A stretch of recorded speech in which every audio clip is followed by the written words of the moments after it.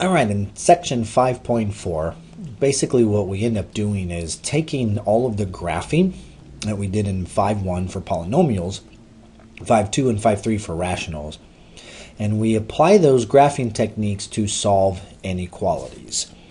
So I just want to remind you here that we've solved inequalities before. We solved them at the end of chapter 4, excuse me, and we solved inequalities that involved quadratic functions.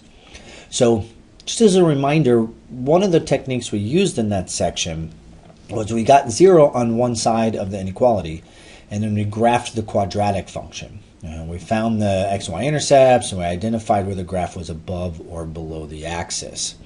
So quick reminder, here was a problem from 4.5 that we did. We solved this quadratic inequality. And then we noticed we had 0 on one side, so we graphed this whole parabola here, and we saw that parabola, and we found the x-intercepts in particular were of interest to us. So we talked about the fact that if we were solving this quadratic less than or equal to 0, we were looking for where the graph was below the x-axis, right, where the y values were negative. The y values were less than 0. So, right, so that was this piece of the graph here. So we're looking for the y values were negative. That was this piece of the graph that in this case turned out to be between the x-intercepts. So if I pick any value, suppose x equals 4, I get a y value that's negative, and that's going to satisfy this inequality. If I pick anything to the right, like x equals 7, I'm going to get a y value that's positive, and that's greater than 0, not less than or equal to 0. So we did a very visual way of solving inequalities in 4.5. And for this particular example, to finish it off, we would say any x between -2 and 6 were solutions to this inequality. So we could graph that way, and because we had the or equal to here, we put brackets and included the endpoint. You know, we could do it as an inequality, or we could do it in interval notation. So a real quick review of what we did back in 4.5 solving quadratic inequalities. And the reason I wanted to bring this up is because we're going to basically be doing the exact same thing in this section, except we're going to be dealing with polynomials and rational functions instead of quadratic functions. So let's take a look at a polynomial example. Before we do that, the book points out to you pretty much what we just reminded ourselves of, is that we're going to always want to get 0 on one side. That's going to make things so much easier for us to approach it that way, because then we can find where it equals 0 in either of these cases, and those are our x-intercepts, and then we can look where the graph is either above the x-axis or below the x-axis when we solve those inequalities. Okay, so a couple examples here. So suppose here's the inequality we want to solve. And the first thing I'm going to do is subtract the 4x squared to the other side so that I can get 0 on one side of this inequality. Okay, so that's what I do. And then the next step is going to be to find where this polynomial, or we have a 4th degree polynomial here, find where it's equal to 0. So I'm going to find the x-intercept. Excuse me. So I set it equal to 0. I'm going to factor the x squared out. And then I could factor this further. This is x minus 2 times x plus 2. And I get the 3 zeros for that polynomial. Okay. Now the next piece would be to split the number line based on those x-intercepts. So this is similar to what we did with graphing rational functions. We're going to split up the number line. We're going to plot all of our x-intercepts here. And then I'm basically going to pick a number in this interval and see if it satisfies the inequality. I'm going to pick a number in this interval, I'm going to pick a number in this interval, and I'm going to pick a number in this interval. So really similar to what we did with graphing rational functions where we were plotting extra points. And so we're going to select a number in each interval and evaluate the polynomial. Right, so in this interval over here from minus infinity to minus 2, I chose x equals -3. And I'm plugging it into my original, into the polynomial x to the 4th minus 4x squared. And that's what I'm plugging into. So if I plug this into x to the 4th minus 4x squared, I'm going to get 45 out of that as a result. And I'm just pointing out to myself that that's positive. And then again, if I jump back to the prior slide, right, the reason I'm pointing out to myself that it's positive is because I'm looking at this polynomial and I want it to be negative, less than 0. So I'm going to note to myself that it's a positive value, and then that's not of interest to me in this case. Excuse me. All right, so then we'll do the next interval. So the next interval is between -2 to 0. So in that interval, I'm going to pick x equals -1 right here. And if I plug -1 into the polynomial x to the 4th minus 4x squared, I'm going to get a y value of -3, and that's negative. All right, so that's less than 0. That's going to be of interest to me in this case. So now I keep picking numbers here, right? So I'm going to pick a number between 0 and 2. So in this interval, I'm going to pick x equals 1 right here. If I plug 1 into my polynomial, x to the 4th minus 4x squared, I get a y value of -3. And then point out to myself that that's negative. And then in the interval from 2 to infinity, right, to the right of that last x-intercept, I'm going to pick x equals 3. And I'm going to plug that into my polynomial, and I get a positive value. All right, now if we look visually, right, here's the graph of my polynomial. So here's my x-intercept at -2. Here's the x-intercept at 0. Here's the x-intercept at +2. Right? And just to point out to you, right, remember x squared had an even multiplicity, right? The x-intercept at x equals 0 came from the factor x squared. So it had a bouncing behavior there, had an even multiplicity, right? So this graph matches, right? If we were to go through the steps of graphing a polynomial, this graph matches what we would see from 5.1. And then here's me plotting some extra points. So you can see if I plot -3, I got a positive y value of 45. And if I plot -1 right here, I get a negative y value. If I plot +1, I get a negative y value, right? Those are the two that we had right here. And then if I plot x equals 3, I get another y value that's positive. So since I'm looking for where y's are negative, right, I'm really looking at this piece of the graph down here. And I can see, excuse me, that that's corresponding to these two intervals. So from -2 to 0 and from 0 to 2. And the reason that I'm not picking these two intervals as my solutions is because I'm allowing equal to 0 as a possible solution to this inequality. So right at x equals 0, I'm allowed to include that in my inequality. Because if I plug 0 into my inequality down here, I would get 0 is less than or equal to 0, and that's a valid solution. So I'm going to actually include x equals 0 in the entire solution interval. And so here's my solution as an inequality, and here's my solution as an interval notation. So this is basically going to be the process we go through for all the problems in this section. When we solve an inequality that's polynomial or rational, we're going to set it up in this fashion. We're going to go through this algorithmic process. Now, what if we take the same inequality that we have here and we remove the or equal to sign, right? How's that going to change the solution here? Okay. So let me just go to the next slide here. Say, suppose we change the inequality to be a strictly less than, right? And let's just bring back up all the work that we did. So here's the point plotting that we did, plotting x equals -3, x equals -1, x equals 1, and x equals 3. So we plotted those values, found what they are, and then I did graphing on Desmos this time. So I just plotted x equals -2, x equals 0, x equals 2. Right? And again, I just was highlighting the x-intercepts to point out to ourselves that at x equals 0, the y value is equal to 0. And so for the case of this inequality, I don't want or equal to 0 to be part of my solution set. So in this case, I'm only going to look between -2 and 0, and I'm not going to include x equals 0. So I'm only going to look between -2 and 0. Between -2 and 0, my y values are less than 0.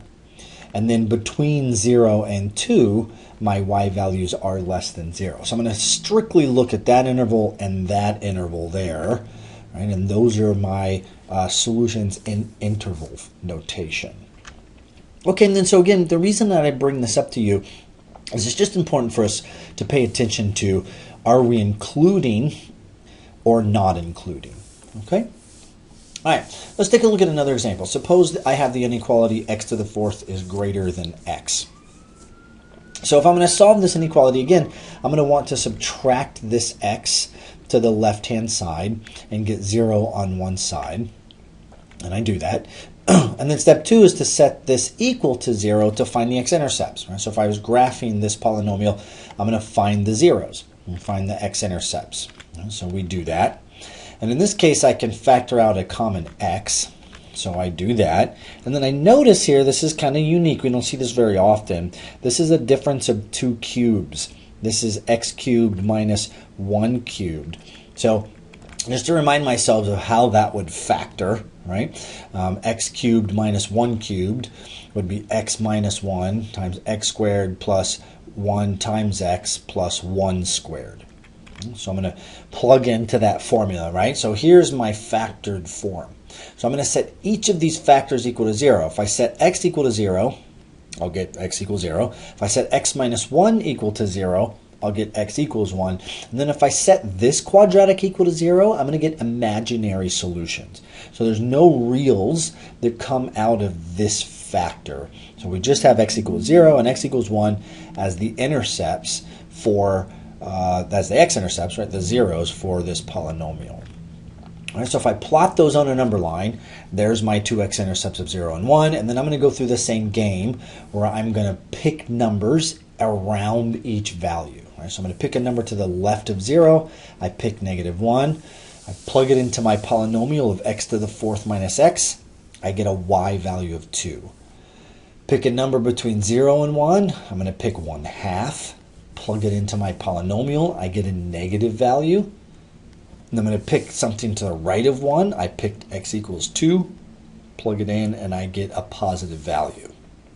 All right, so again, if I take a look at the graph, excuse me, here's my 0 of x equals 0, and here's the 0 of x equals 1. There's my two x-intercepts, right?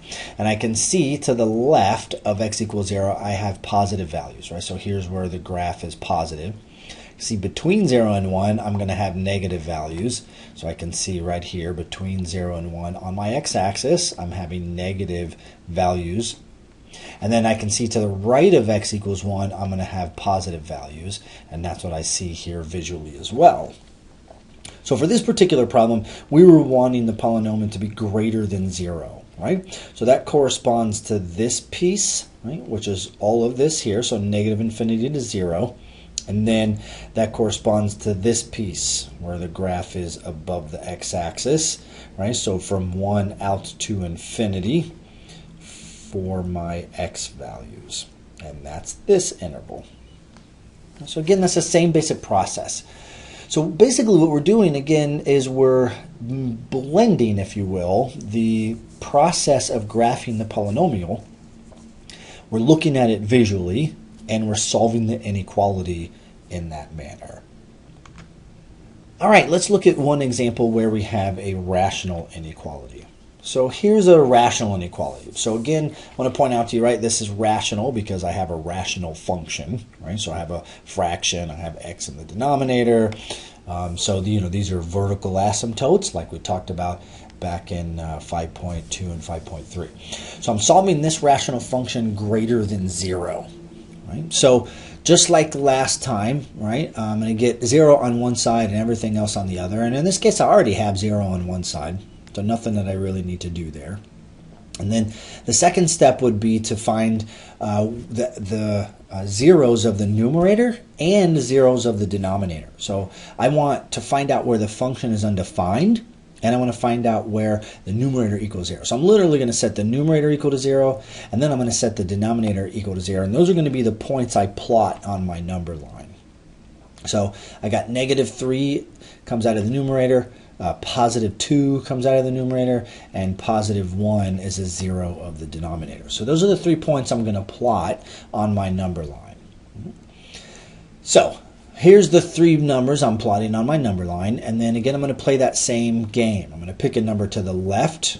I'm going to pick a number to the left and plug it in and see what I get. I'm going to pick a number between, plug it in and see what I get. Pick a number between here, plug it in and see what I get. Pick a number to the right, plug it in and see what I get. So to the left of -3, I picked -4. I plugged it into my rational expression and I got a negative number. I picked a number between -3 and 1. I picked x equals 0. I get a positive value when I do that. Between 1 and 2, I picked 1.5, right, 3/2, plug it in, get a positive value. And then to the right of 2, I picked 3, plugged it in and get a negative value, right? So again, as a reminder, I'm interested in where the function is greater than 0, where it's positive. So I'm interested in these two intervals here. So I'm going to be looking at the interval -3 to 1 and the interval 1 to 2. Right, and again, if I look graphically here, right, it's negative to the left of -3. So here's -3. To the left, I can see the graph is below the axis. It's negative. Between -3 and 1, the graph is positive. So between -3 and 1, the graph is above the x-axis. Looks good. Now, x equals 1 is a vertical asymptote, right? So at x equals 1, there's a vertical asymptote. So notice in our solution set, we can't include x equals 1. Right? X equals 1 would cause division by 0. So I put an open hole there. And then from 1 to 2, the graph again is positive and above the axis, right? Like we saw right here. So then from 1 to 2, we're including that in our solution set. And then obviously from 2 out to infinity, the graph is below the x-axis and is negative here. So we're only wanting where the graph is positive. That's these two intervals. And then we're going to make sure we don't include x equals 1 in the interval because that's a vertical asymptote, right? I can't have, undefined being greater than 0. That doesn't make any sense there. All right, so this is basically what we're going to do in this section. We're going to solve inequalities that involve polynomials and rationals. We're going to blend our graphing analysis with the technology. Right? We're going to kind of use our graphing analysis and our technology together hand in hand to solve these inequalities. As always, if you guys have any questions, please post on the discussion board or Blackboard, and I will see you in the next video.